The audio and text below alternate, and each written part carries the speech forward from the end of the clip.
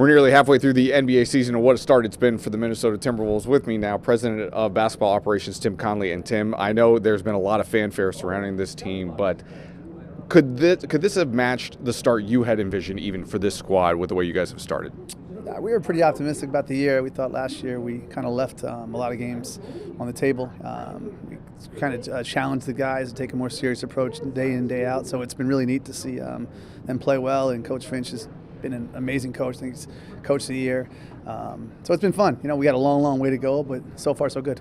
Last year with the injury to Carl, it was really tough to find a rhythm with this team. But now that he's healthy, with the pairing of him and Rudy and how everything has fallen into place, was this what you had envisioned when you made the trade for Rudy initially?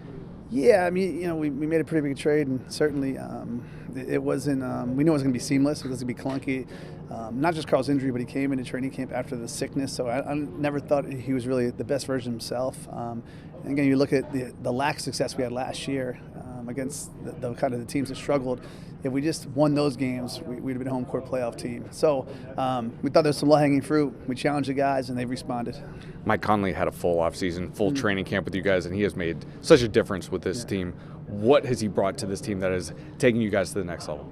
He's so cool and calm, and he's so stable, and he's just a really positive guy. So over the 82 games, you're not always going to play well, but every day the energy he brings on the court, in the locker room, on the plane, it's invaluable.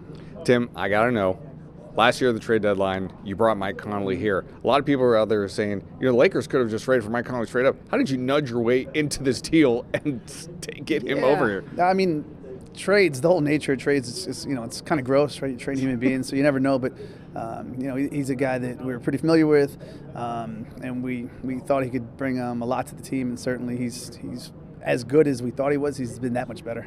I know we're getting to that time. Here again, trade deadline's not too far away. I know that's the phone lines are always ringing at any point of the season. But when around this time, this team has been playing so well. What's really the approach this year? I mean, you're always trying to get better. There's always areas you're trying to improve upon. We feel pretty good about who we have, and if this is a team that we finish the season, we feel great. But you're never content, and you're always trying to find opportunities to potentially get better. Where is the next step for this team now that they've started so well? But what is the next step that you envision for this team for the rest of the season? Well, I mean, it's a loaded Western Conference. We just finished a brutal 16-game stretch where we played all above 500 teams. I think we have +5 home games the rest of the way. The home court advantage here has been fantastic. The fans have been elite. So just not getting content. It's, for all our success early on, we haven't won a playoff series in 2 decades.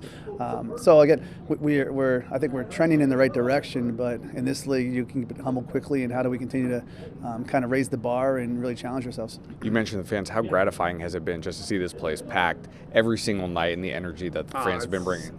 It was awesome. I was telling our coach, I didn't know.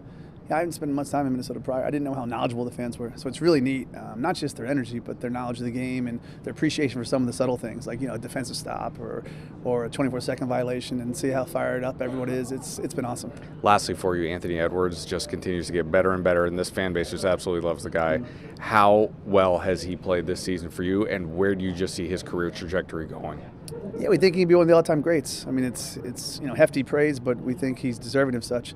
And our job organizationally is to not allow him to skip steps, not allow him to take easy way out, to be where we think he can be.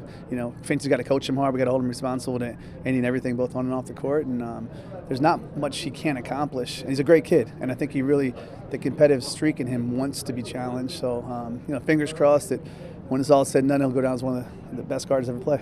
Tim, as always, we appreciate the time. Thank you so much. Thanks, Best of luck the rest Thanks. of the way. Thanks.